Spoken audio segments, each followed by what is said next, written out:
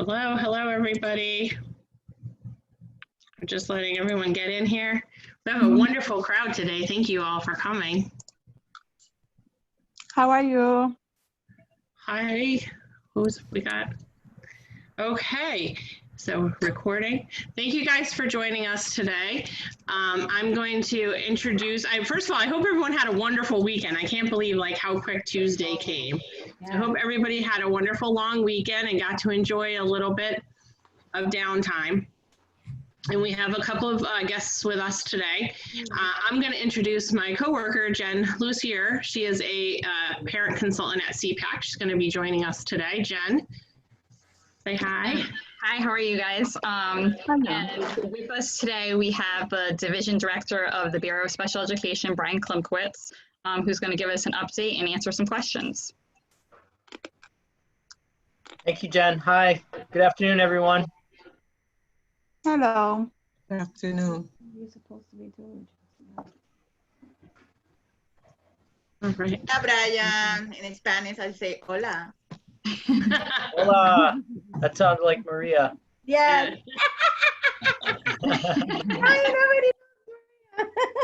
I know that voice well. We enjoy that voice. We enjoy that voice. Yes, it's been a long time since I've had a chance to talk to you live, so I really appreciate it. Jen, should I just get started, or do we want to wait a little bit? Okay. We're good. Well, thank you so much. I'd like to thank CPAC for the opportunity to be able to connect this afternoon with everyone. I hope you all agree with the sentiment that hope everybody had a nice long weekend. I wish everyone well. I hope you're doing well with your families and staying healthy during this time. The purpose for the update today is we sent out guidance last week, and we've been continuing to work on a couple of topics that are really important and time sensitive. I know that it's amazing to believe that we're going to be flipping the calendar to June here after this week. And depending on how you're feeling at the moment, at least me personally, March 16th seems like forever ago, and it also seems like yesterday, almost in the same breath, as far as depending on the situation and the scenarios that we're working with. So thank you all for spending a few moments with us this afternoon. I'll do a brief overview of the topic brief that we sent out to school districts and around extended school year services for students on IEPs, individualized education programs, as well as a couple of other updates and some topics that we continue to work on. I wanted to thank CPAC again for their collaboration and their input and insights, not only to provide response to our feedback, our guidance documents, but also into the input. We've had some structures in place where we have been able to get forth some expertise from parents and from organizations, from educators, from parent advocates and parent attorneys into these guidance documents. So we can't do that alone at the State Department, and we really appreciate the input that everyone's been able to provide us. And if you have questions before I get started on something I share today, or even if it's a topic that I don't address today, please don't hesitate to contact us at the Special Education Bureau. As you know, we're working remotely at this time, but we do have folks in the office periodically, and we also have access to our phones and emails. So any questions that you have, please don't hesitate to contact us. And our partners at CPAC as well are fully open and operational and able to take questions from parents. Training. So the topic of extended school year services, our goal within this document and topic brief was to be able to provide information to districts, and we wanted to highlight a few things as well as clarification for parents. One of the important components is that safety continues to be paramount and a basis for all educational activities. So just something to keep in mind.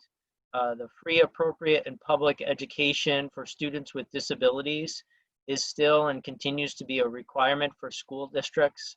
and that's being delivered within the context of safety for students, safety for educators, and for the families that support students around the clock. And I'll just take a moment now to just thank parents for their efforts. I know that the challenges that you're all facing, and I've had a chance to speak with many of you individually, as well as organizations that represent the parent voice, to be able to understand the day-to-day concerns and questions that you have regarding your students' education. The second component is around flexibility. We know that extended school year services will look differently this summer than they did last, similar to the school year from March until the end of the school year in June. So the IDA does provide, and OSERS has provided some flexibilities for states and districts in the delivery of services and supports within the context of this pandemic. So there were two things that we wanted to do initially within the topic brief. One was to differentiate ESY, which is extended school year services, from summer programs or summer camps. That was really important. Many people use those terms interchangeably, and they're very different. ESY is a protection in the IDA that allows for an extended school year services so students can access a free appropriate public education. So within the document, we took time to help individuals understand that ESY is different than a summer program or a summer camp or summer school. The second piece that we wanted to differentiate is the extended school year services are different than recovery services based on the impact of COVID-19 on a student's educational program or a student's ability to meet goals and objectives as designed within their IEP. So the process is distinct and different from the recovery services that a student may or may not be requiring based on the impact of COVID-19. So those two components were really important for us to be able to differentiate. There is a small population, relatively small population of students that are eligible for extended school year services. And the most recent data we have is around a little over 25% of the students that qualified for extended school year services. So a little more than 1 in 4. The PPT has determined eligibility within a planning and placement team meeting, and that those services are required and will continue to be required even though schools are closed and school closure is happening. And the eligibility criteria is the same as it was before the pandemic. There are no nuances where that would open up eligibility for ESY for a larger portion or a larger population of students. But in our document, we wanted to make sure that it was clear that should a district choose to run a summer school program or run some type of recovery services for students in the summer provides an opportunity to be able to do that. But it's two separate systems. They can be happening concurrently. So as an example, if there's a student with an IEP that does not qualify for ESY, the school district still could provide services, recovery services, or additional services for that student or other students at the same time that ESY is in place and happening. And then finally, within our document, we covered some information around how to document the ESY eligibility, given that PPTs are meeting remotely right now. There's some flexibility to be able to document ESY services within the amendment process if there is agreement between the parent and the school district to be able to do that. So we did provide some flexibilities around that. There was a document that was sent out to superintendents in draft format last week as well, around that was in collaboration with many different agencies, including the CDC, on safety measures that districts should take as we start to reopen and as districts are able to phase in face-to-face supports and services for students. So there is a component of that as well. Sorry about my phone ringing. There is a component of that as well, and we want to make sure that our ESY topic brief is in alignment with that. The document does highlight that that districts can be planning for a combination of face-to-face and in-person services over the summer months. And again, going back to each individual student situation is different as far as their health and medical needs, as far as the staff that are supporting students during the summer. So all of those components need to be considered within that local district planning around ESY, which is particularly challenging, not only for parents, but also for school districts to be able to make decisions as this pandemic is ever changing and Connecticut starts to reopen and starts to put safety measures in place so that education can happen in a face-to-face manner. So those are the components that I wanted to highlight. I know there's probably a lot of questions around those points or any other information around the summer or summer programming. I also just wanted to mention we do have time and can speak about students who are on track to graduate or are exceeding the age of eligibility for the IDA this June. That would be students that have turned 21 prior to the end of the school year this year. We have received input from many stakeholders around this and have been gathering data. We've been working closely with our adult agency partners at DDS, Department of Developmental Services, and the Bureau of Rehabilitative Services at BRS. And we've been co-planning and strategically collaborating with the adult agencies to ensure that transitions that happen for students are done in a manner that's supported, one, and two, that parents and young adults are informed about that process.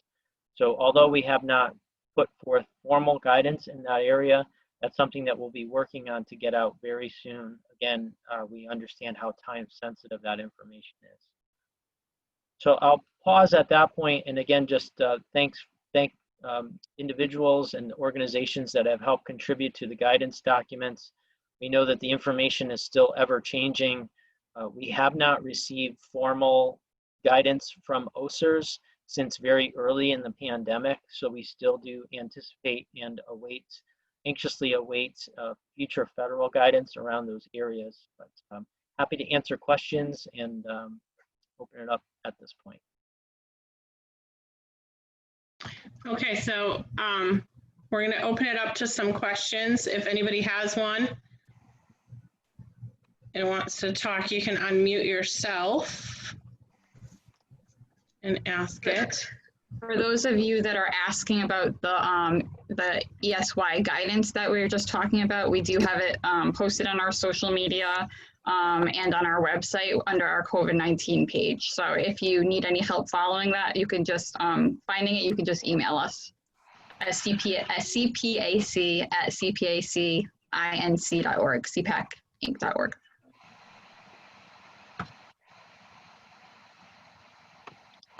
Okay, let's see. Jen, can you get the one question that's in the chat?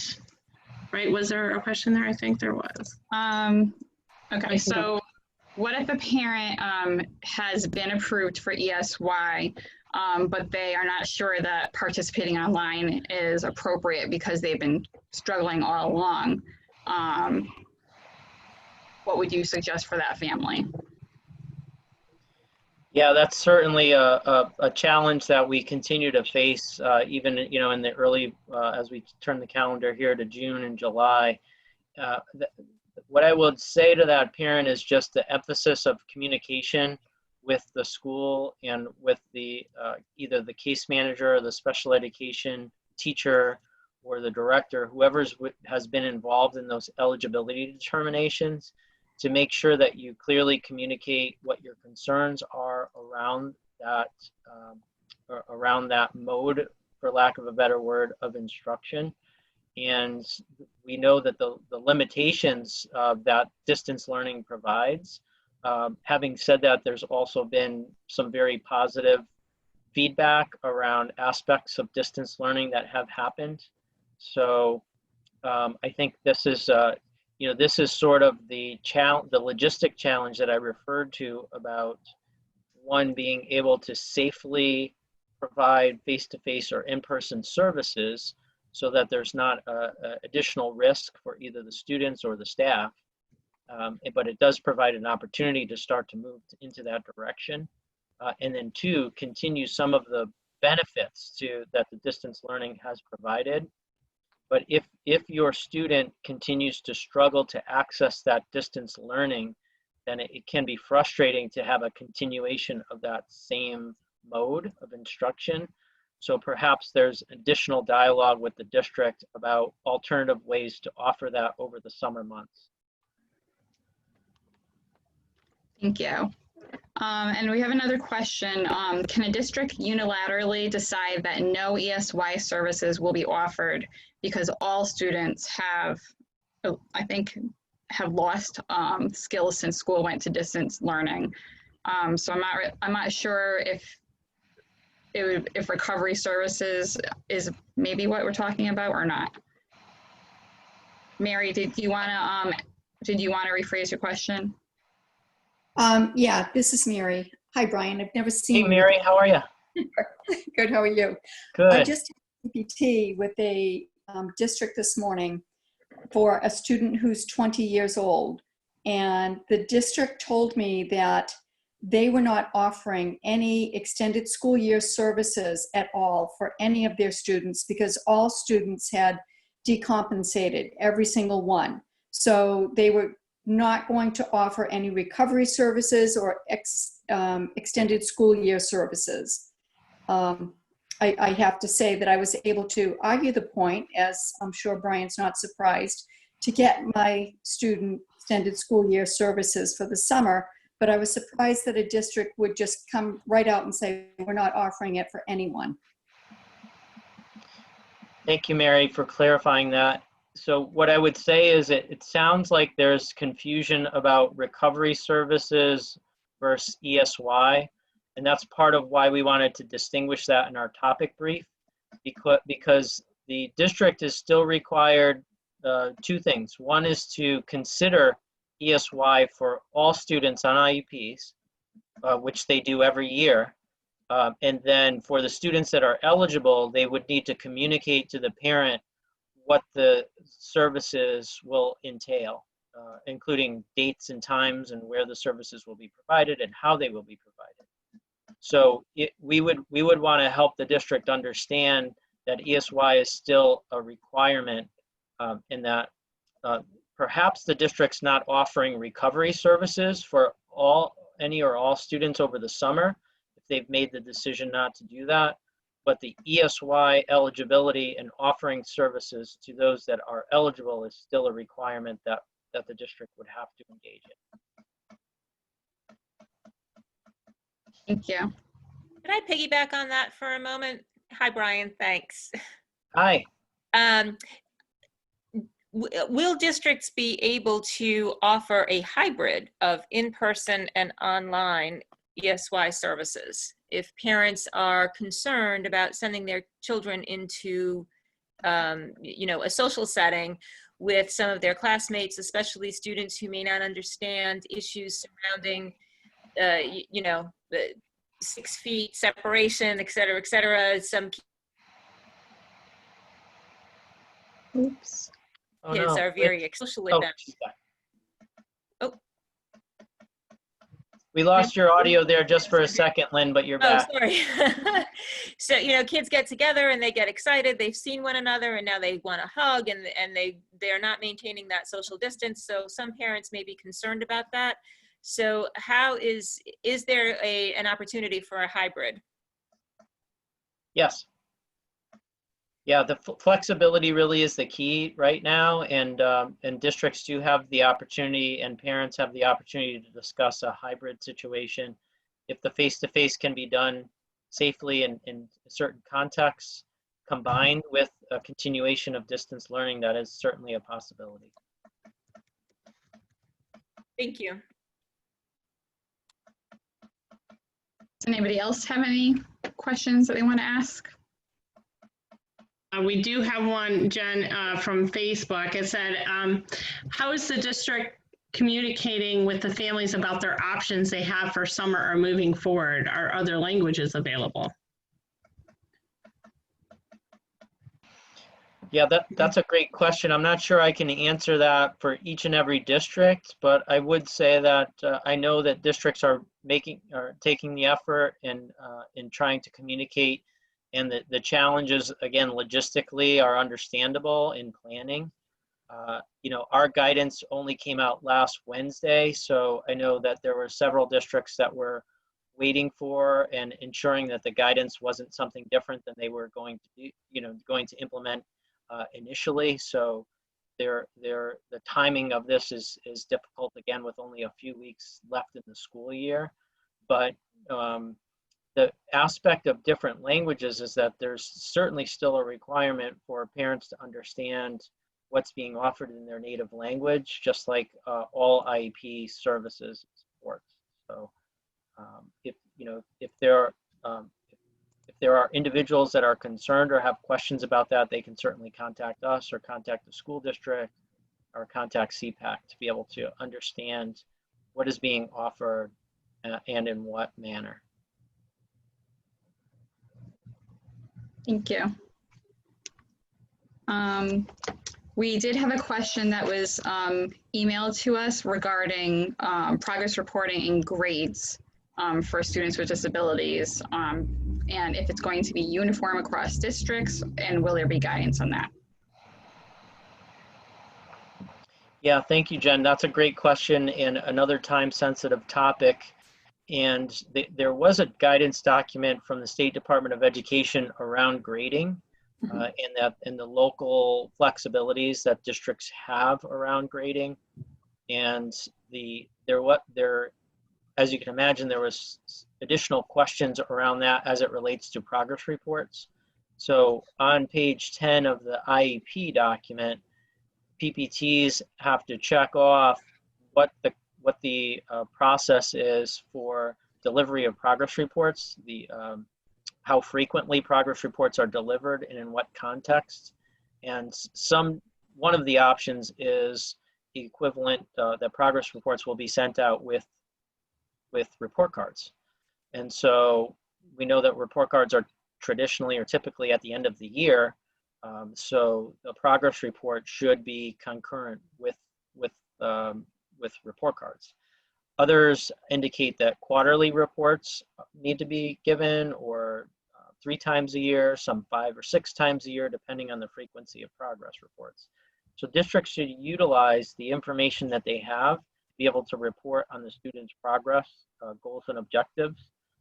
We were in school through March 16th, and then from that point on, there may be an impact to the IEP documented evaluation procedure. So the district and the parent would have to communicate and collaborate on where the student is and the progress that they've made within this time during school closures. But we would expect that all students should have a progress report at the end of the school year, as they traditionally would in a typical year. I have a question. Go ahead, Maria. Hold on. Go ahead. Hi, Bryan. I'm Maria Ramos for Bridgeport. I'm gonna speak more in Spanish, but I'm trying to ask my question in English, so Kiomari or somebody. Yeah, I was gonna say, Kio, are you here? Translation for me, so I'm trying to ask in English. So Kiomari pushed me a lot for try to practice my English. So thank you, Kio. So Bryan, my question is, what is the criterion used in the district about the ED 634 EAP amendment document?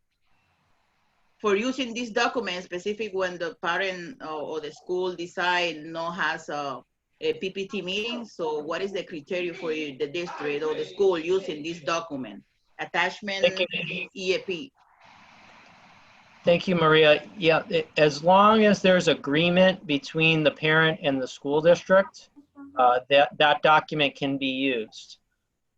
If the parent and it doesn't agree, then that's sort of that form wouldn't apply.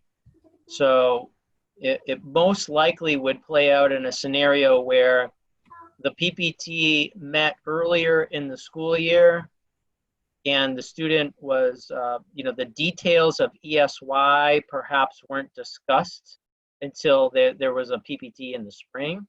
But we would imagine that there would be communication from the school district to the parent to explain that the student is eligible for ESY and that that the services would be delivered in a certain mode or manner. And if the parent agreed, then an amendment could be signed, and then a planning and placement team meeting would not have to convene to be able to document that. So, en el caso de que se pueda utilizar ese documento, Guillo, so, ¿para qué no se debe utilizar ese documento de amendment? ¿Para qué no se debe utilizar? Unmute, Keo. Sorry, Brian. She would like to know what reasons you wouldn't use that specific form. If that form wouldn't be able to be used if there was a disagreement between the parent and the district. ¿Entendiste, María? Okay. What's that? Thank you. And Gary, Brian, I'm sorry, I have another question from a Spanish-speaking parent, Paola Agüero, and she asked, can you ask about the evaluations? Oh, this was on Facebook. Mhm. Let me check Facebook, sorry. Yeah, we'll skip to Stacy real quick while you look that up. I wanted you to see that. Stacy, I see your question in the chat, and if you can clarify for me, has your son he's eligible for ESY and they say he's going to go to school, or would you clarify your question? Well, that's what I was curious. He was eligible for ESY. Not sure if they're still going forward with it, but I did receive an email from his special education teacher asking if it's online or if it's in person, would I attend? So I don't know, because the whole thing with ESY is it's more of a transition out of summer into the classroom, and this whole online thing has already been stressful and a lot of struggle enough. Is he going to get anything out of it if he goes online? And if he does go online, are they going to go forward with it? But he is eligible and he's supposedly on the list. I hope that wasn't too confusing, because I don't even know how to ask it. Yeah, thank you, Stacy, for sharing that. I completely understand your question, and I think those are some of the decisions that will have to be made. And just what I would say is just to continue to have those conversations with the school and the district. I think initially many districts took the proactive step of surveying parents to see if ESY was provided one way or another, would a parent be likely to, for lack of a better word, accept those services, or would the student be able to participate in those services? Because the district is budgeting and planning for ESY in a couple of different ways right now, because there's so many different unknowns. So they probably have plans to do all virtual or distance learning, to do all in person, face-to-face, or to do a hybrid of the same. And now with the information we have and with the amount of time, we know that all face-to-face is not a possibility to be done safely. We know that ESY will look differently this year than it was the year before. But you're right, Stacy, a lot of those activities are to help students transition and to help ensure that there's not regression over the summer when we enter the school year next year in the fall. And there's still a lot of questions about re-entering in the fall as well. So you're correct to question the benefit that the student would make from having certain supports and services in place. And just to keep in mind that there should be goals and objectives within your son or daughter's IEP that are addressed during the summer, and to focus on that aspect of the IEP and why is it being extended and how is it being extended, to be able to make some of those tough decisions that you have to make as a parent. So I see some hands up, so we're going to go around to those that have been up. We still have questions in the chat, and we have a couple of emailed questions as well. So we're going to go to Gary next. Gary, you Yeah, can. hello, Bryan. Hi, Gary. How are you? Good, thanks. In the end of April, there was a memo that talked about compensatory services that may be needed when schools resume normal operations. And today you talked about recovery services. Are those the same? Yeah, Gary, thank you for that question. In the May 20th ESY document, we defined recovery services for the first time in anything formal that we've sent out. And recovery services is defined as services provided to students to remediate lost skills due to school closure. So in the previous document that you mentioned, the compensatory education was referred to. OSERS has referred to that term early on when the pandemic had first hit. And referred to a delay, an inevitable delay in services that students would require. But there's pretty common agreement, I would say, that term compensatory education doesn't apply the way it needs to in this particular situation with the pandemic. So many states, such as what Connecticut's doing here, is trying to differentiate and determine language to be able to capture the concept of students that I mentioned earlier that need to remediate skills that were lost because of school closures. So I know that was sort of a long-winded answer, but we did define that in this most recent ESY service document, and it is different than a different term than was used previously. Okay, thank you. Thank you. You're welcome. So next we'll go to, where was it? Phoebe?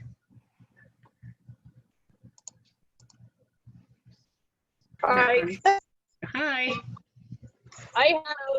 Our son is on a 504 plan and our daughter's on an IEP. And our district has a variety of ways that they're teaching the kids. And none of them seems to be receiving direct instruction. How do is there anything we can do to advocate for, at least for our daughter, to get direct instruction? Because being on the spectrum, she has slid backwards in terms of her behaviors and her independence. Phoebe, thanks for sharing that. Can I just ask a follow-up question? When you say direct services, are you speaking about live, virtual, through technology, direct instruction from the teacher to the students? No direct instruction from the teacher to the student. She's getting PT that way, but speech is not being delivered that way. Speech is assignments, and so are all of her classwork. So you're getting assignments to complete. Yeah, she has to read everything or watch a video and then do the same assignment as the other kids in terms of writing. And I guess her math and language arts are being adjusted because the special ed teacher assigns that by her instructional level, but there's no instruction going on. There's no set time that she's getting taught how to do the things she's being asked to do. Yeah, thank you for that concern. I think you share the concern that many parents and many schools are challenged with right now. You asked about how to advocate for, and what I would say is just to have, continued conversations with the school-based team around, some of those concerns.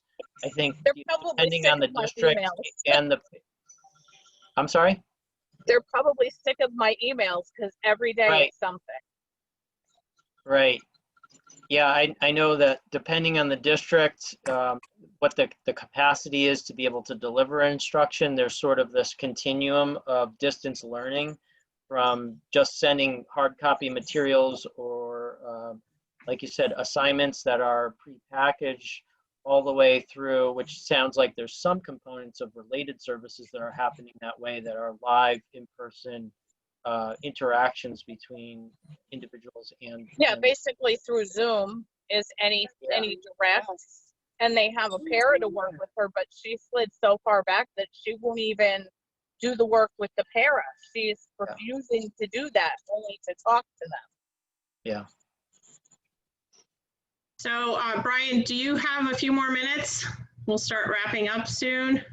I do. Okay, good, because I'm glad that we have such a large group and a lot of questions.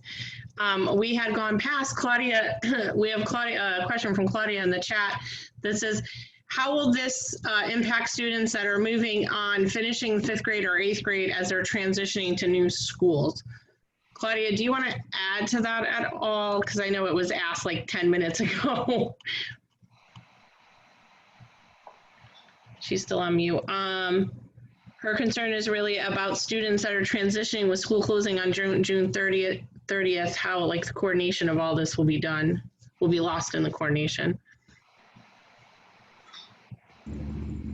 Yeah, as she's looking to unmute, I can comment on that, and just to say that, of course, students that are transitioning either grade levels or to different buildings or to different teams that are supporting, that's certainly a concern.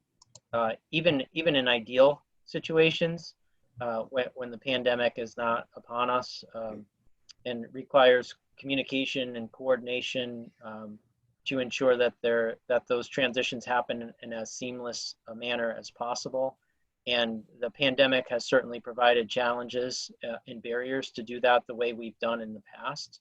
So I would say, again, the communication is the underlying theme here, but districts and parents who know their students best will need to be able to recommend and advocate for activities.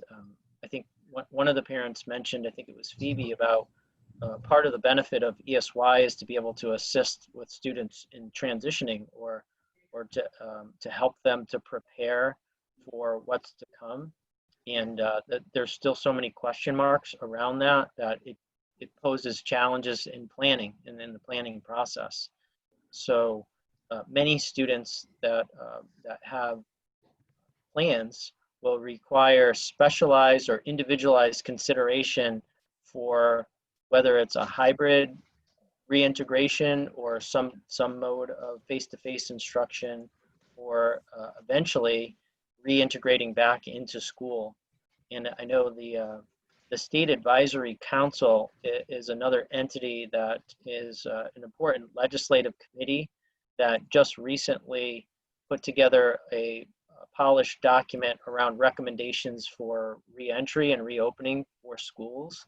And part of that, we wanted to make sure that the entities and the processes that are making decisions about reopening consider the needs of students with special needs in their difficulties with transition, and the need to have routines and to practice routines and to rehearse routines, so that transition provides successful opportunity for that transition for the students. So I know that's not an answer, but it is, we do recognize the additional challenges for students that are transitioning to new teams or new grades or new buildings. She said thank you. We also have, I just want to make sure that Paola, do you still have a question? Yes, I do. I understand everything about the situation that is going on, But my concerns are about evaluations. Are you guys considering any creative ways to do evaluations soon? Because I understand that, you know, we have to be distant from people and such and such. But I, as a parent, I am worried because my son is pending an evaluation in order to get what he needs to success in his education, and I am very worried. Are you guys considering? How you talk about that? How you going to do in the future with these evaluations? Hi, Paola, thank you for your question. I really appreciate it. The quick answer is yes. We are considering how schools and parents and students can complete evaluations under the current circumstances. I know I've spoken to some directors that have plans in place over the summer to be able to start to put some assessments, the potential of having evaluations take place face-to-face over the summer months. We also have a working group that's looking at thinking about evaluations differently. There are components of an evaluation that can happen remotely or over a long distance, and there are others that are not. And there's always a concern about, for lack of a better term, like a false positive. So in other words, that to ensure that evaluation information is reliable and valid. So there are certain assessments that have been historically given as part of an evaluation that may not be able to be valid and reliable as we knew them in the past. So it's working with school psychologists and OT and PT and speech and language pathologists and counselors and BCBAs to be able to understand what does a comprehensive evaluation look like. We also have to understand what the purpose of the evaluation is. An initial evaluation can look different than a reevaluation or a student that's looking to continue their eligibility. And that might look different from an evaluation that's informing the team about something that a child or a student young adult is struggling with their goals and objectives. So we are looking at creative solutions around that, especially if the school closures extend for a longer period of time. We know that those evaluations can't be delayed indefinitely. So we're open to and creative suggestions in those topic areas. And just last week, we had a meeting with our points of contact from all of our communities of practice to get updates from their fields around what aspects of an evaluation can be done remotely and how that information can help inform the team. And I'll just finish by saying there is concern about the backup or a backlog of evaluations that are paused right now, and the need for our talented educators like school psychologists and counselors and some of our related services to not only be testing, especially with the pivotal time of students transitioning back to school. We want to make sure our related services individuals are available to support the social emotional needs of students directly and to also complete those evaluations. But if they're only utilized to finish standardized testing and assessments, then we'd be losing out on some of those resources. So as a State Department, we're looking to ensure that we help districts in their capacity to finish and complete evaluations, as well as to provide the necessary social emotional supports for students as they reintegrate back to school. So we have one more question. Maria, if you want to ask your question, and then we'll start wrapping it up. Sounds good. For me? Yes, you had your hand up. Do you have a question? Yeah, but a few minutes ago, so I'm asking. So I approved this time. So is this criterion Bryan explained the evaluation, because I'm the same for Paola. So I'm waiting for the evaluation for my son, but this evaluation is mandatory recommendation for the complaint for the state. bajo investigation, you know, is the same criterion for the evaluation when the state recommend the school have these evaluations? Thank you, Maria. Yeah, the same would apply for required evaluations that are part of a complaint resolution, because some of those face-to-face components, there's still the same challenge of being able to implement those. So we're considering that as well. That would be part of our considerations. So, and then the other question is, do we have a date for the transition guidance? Do we have? There is not a date that I can give you specifically, other than as soon as possible. Like yesterday is when I. So we're really hoping to get that forward, move that forward, because we know that that's such time-sensitive information. So our team is working to get that out as soon as possible. Hi, Bryan. Thank you. That was my question. I'm Director of Family Support at STAR in Norwalk, and I'm working with quite a few families whose children are transitioning to our adult services, and we're working with DDS, but still want to get some guidance from you all on how that's going to go. So Thank you, Linda. I appreciate you answering that, and I'll be looking on the website, I guess, for the guidelines. Thank you. Thank you, and we'll be sure to share those with CPAC as well as soon as we have them, and communicate it through our Bureau Bulletin. I'm not sure if you have access to our Bureau Bulletin. That's another link I can share. That would be great. Yeah, so anything that goes out to our special education directors, we also share through our Bureau Bulletin, which is any member of the public can subscribe to, and you'll get an email notification when that goes out. Should I leave my email with you, or I think CPAC, obviously you have it. Yeah, Leona and Jen, what's your suggestion as far as the best way to do that for folks that are on the line?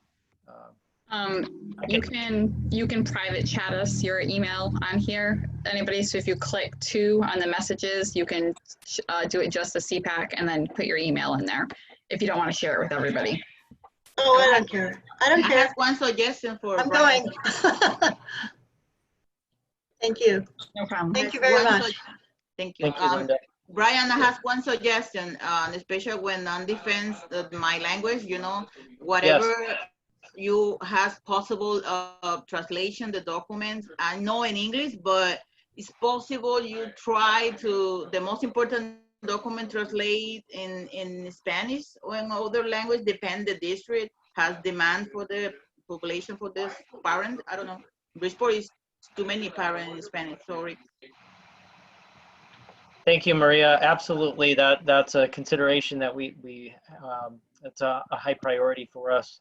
And I have good news is that this is non-COVID-19 related, but you know, the state's moving forward with a special education data system in the new IEP draft document. And one of the components of that system is to ensure translation into over 100 languages in the state. So that we're looking forward to that as a resource for districts and a resource for parents. But in the meantime, certainly we will accommodate as many languages as we can to help parents understand the important guidance that's coming out.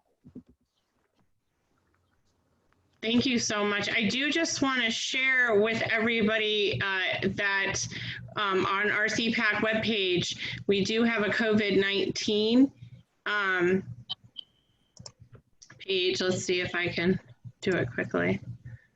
So when you sign into Connecticut Parent Advocacy, it will come up, if you can see my screen, there's a block right in the middle, visit our new COVID resource page, and that will take you, and a lot of the guidance is listed right in here for you to go to. So feel free to stop by and check out that page as well. Bryan, thank you for taking so much time for us. Thank you to everyone who participated. Our next English support call will be on Thursday at 3 p.m. We will be talking about anxiety and transitioning back, especially COVID, after COVID, and the anxiety it's causing at home right now. Spanish, we have our Spanish support calls. They will be there Wednesday and Friday this week, normally on Monday, Wednesday, and Friday. See, Maria. And Adriana, do you want to just give a shout out for Family Connections next Monday if she's there? There we go. I'm here. Thank you. Yes, absolutely. So we're going to have a special guest to talk to us about routines, behaviors, and setting expectations for our little ones. I know this is very hard right now. Everybody's at home, and we need some clarity as to what to do with our little ones. And I also want to take this opportunity to invite everyone tomorrow. We are having Bryan again. Thank you so much for joining us tomorrow in CPAC en Español. So we're going to have a session with Bryan, and we're going to be answering questions. So thank you. Thank you. All right, thank you, everybody. We hope to see you at one of our next sessions very soon. Again, thank you, Bryan, for taking the time to be with us today. Thanks, Leona. Appreciate the opportunity. Have a great afternoon, everyone. Stay safe. Thank you. Bye. Bye.